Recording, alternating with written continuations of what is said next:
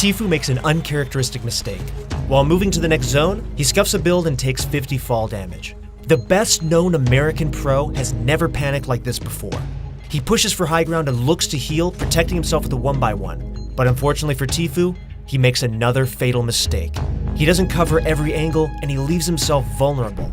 A budding Korean star, Envy, sees his chance and rocks the best player in the world with a pump to the face. One of these Korean stars is going to become the next Tfue. The question is, which one? Tfue is widely considered the best Fortnite player on the planet.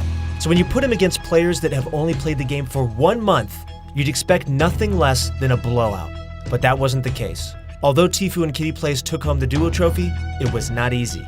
Sino and O-King gave them a run for their money. The match was incredibly close and came down to the very last minute of competition.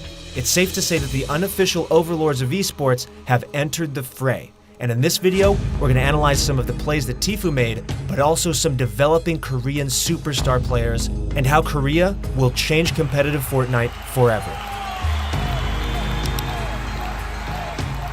Clip number 1 is a 2v2 fight in the mid-game. Tfue's first move is to gain high ground with a quick 90. Once he and KittyPlays pin enemy number 1 on the ground, he drops down for a pump shot. The trade doesn't go as well as he wanted, so he quickly builds back to high ground. He has no idea where enemy number 2 is, so he has to play safe. He was actually pretty scared of getting pinched, but he has reinforced high ground and nails his enemy twice with an AR. Both enemies are low HP, and Tfue smells blood. He safely makes his way down, and as he does, you can see him turn his camera to check on enemy number 1. That's actually some really good awareness. So now that he's in the clear, he and KittyPlays look to isolate player number 2. But pay attention to this really good retake. He ends up jumping to the side and catches himself with the floor. Now it's time for a barrage of Tfue classics.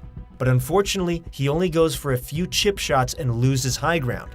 Instead of fighting for it, he drops down to low ground, because you don't always need to fight for high ground, that's the old meta.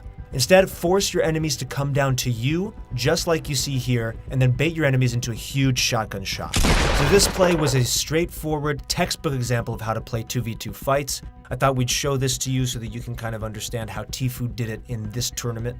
The key here is to shift between high ground and low ground. Start from high ground to weaken your enemies, and then work your way down to finish the kill. There are no better ways to fight in duos.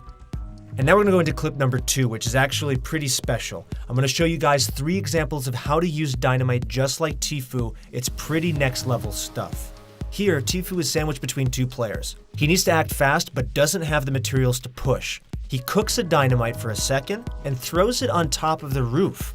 Right before the dynamite pops, he breaks the roof with his AR and the dynamite falls onto his opponent's lap. He does the exact same thing and forces him to disengage. Then he goes in with attack and finds the kill. The takeaway from this example is actually that the dynamite can work just like a falling clinger. Use this to your advantage because no one else knows this yet. You're going to catch everybody off guard. In the next example, Tfue dominates a 2v2 fight by making it rain dynamite again. His first one explodes on a player and breaks almost every wall, clearing the way for KittyPlays to secure high ground. He supports her from the backline with his AR and even more dynamite. His opponents have no chance to defend themselves because of the constant explosions and Tfue's aim. The last dynamite is icing on the cake, and it opens up a path for him to get up close and personal with his shotgun. He turns the corner and pops the last player in the face. The last example is short and sweet, but it's still a great display of dynamite's capabilities. Tfue sits in a 1x1 hiding from his opponent. He doesn't want to risk taking damage, so he lights up a dynamite and throws it at the very last second. It explodes midair and kills a player that hasn't been seen yet. The idea that you can destroy a 4x4 area with dynamite midair is insane. Think of the possibilities. You can bring down an entire structure by exploding dynamite this way. The fuse timer is 5 seconds long, so start counting Mississippis in your head when you light the fuse. In this clip, Tfue's death is in the first solo match. I'm in no way BMing Tfue here. I'm using this clip instead to show you what happens when you underestimate your enemies. We've seen Tfue win games from terrible positions time and time again. That wasn't the case this time. He's full health and shields with a great loadout, and this is normally a winning formula for him. But let's examine how everything went downhill. With the storm on his back, Tfue makes his move 20 seconds early. He scans the area and protects himself when necessary. Everything here is standard. He gets clipped by a bullet and then ends up turtling. But instead of drinking a slurp juice and running east, he edits out and pushes through the middle. This is where things go wrong. Take a look at the minimap. He's extremely close to the safe zone and has time to spare. If he had went east, he would have natural high ground and more importantly wouldn't be at risk of getting pinched. When rotating, the path of least resistance is tempting, but you need to consider what is next. Just because you made it doesn't mean you're safe. I know for a fact that Tfue is aware of this because he's an intelligent player. He would not have done this in a skirmish. He underestimated his opponents and made a fatal decision. Right as he crosses into the safe zone, he gets pelted from the west and then the east. And to top it off, Aim Hero enters his tunnel and takes him out. This all happened in 20 seconds. Tfue was not ready for this type of aggression and placed himself on a silver platter to his enemies. He has never had to play against this type of aggression before. Although he goes on to win the duo tournament, the solos was a different story. Korean players are clearly on the rise. It's no secret that Koreans dominate every esport that they participate in. Think League of Legends, StarCraft. Fortnite will be no different. I will talk about several Korean superstars all trying to become the next Tfue. Remember Envy? Not only did he rock Tfue in Game 2, he also displayed great fundamentals in a 15-kill game. Here he's in a 1v2 situation. He shoots his rockets at great spots and builds immediately. A textbook example of how to play with explosives. He's also building smart with reinforced ramps. He's taking shots right when he has the high ground. He even has the foresight to react to his opponent's rockets by backtracking and immediately building back up to high ground. Anytime his enemies tried to make a push, he responds by building and pressuring. And to end the fight, he fires a rocket and follows up with his AR. This play is scary. Envy has only played for 1 month. A month! Think about what we were all doing over here in our first month of Fortnite. Most of us were emoting in celebration when we built a wall in front of our ramp. He's building with thought, he's building with control, and most importantly, he's ahead of the curve, just like Tfue was a year ago. Just imagine what this guy will do in a year. Aim Hero is another player that's caught my eye.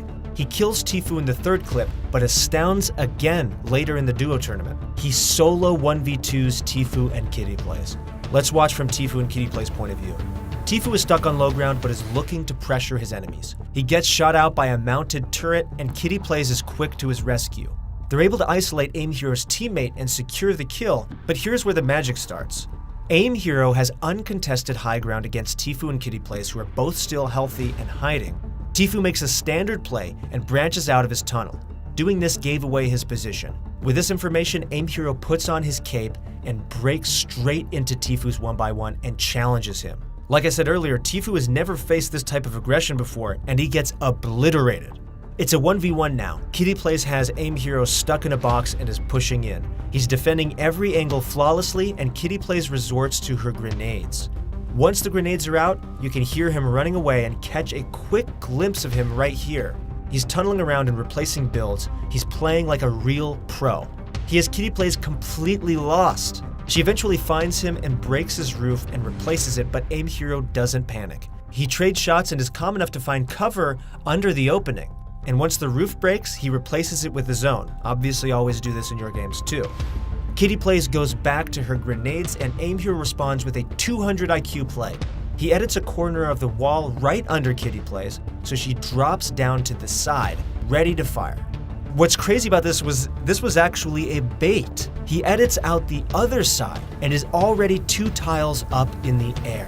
Kitty Plays is fighting for high ground and makes a crucial error. She builds a few unnecessary roofs, then the sound cues allowed Aim Hero to track her down and land a nice deagle shot from behind. Kitty Plays is in pure survival mode right now. She gets shot down and pumped in the face. To cap it off, Aim Hero's BM game is on point.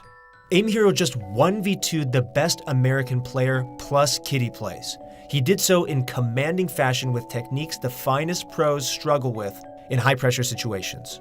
So what does this all mean? What does this mean for competitive Fortnite? If history is any indication, then we're going to see some major changes very soon.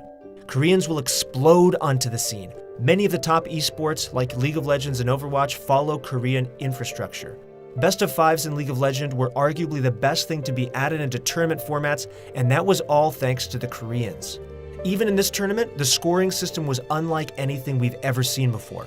With Fortnite's current scoring system in limbo, maybe the Koreans can come in and finally give Epic a competitive format that works.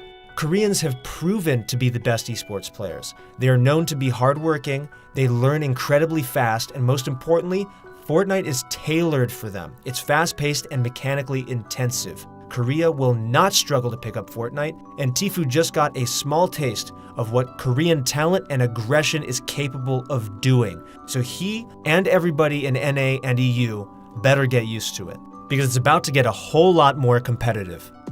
This has been Christoph with Pro Guides. Thank you guys so much for watching. I really appreciate all you guys commenting. It's honestly really great to see everyone's feedback. This is a very controversial topic. A lot of you guys might have some opinions. I want to hear them all in the comments. I want to get this conversation started. Where do you think Fortnite esports is going? Where do you think the Koreans fit into this? Give us some of your personal feedback, some of your opinions. I really want to hear them. Put them down below.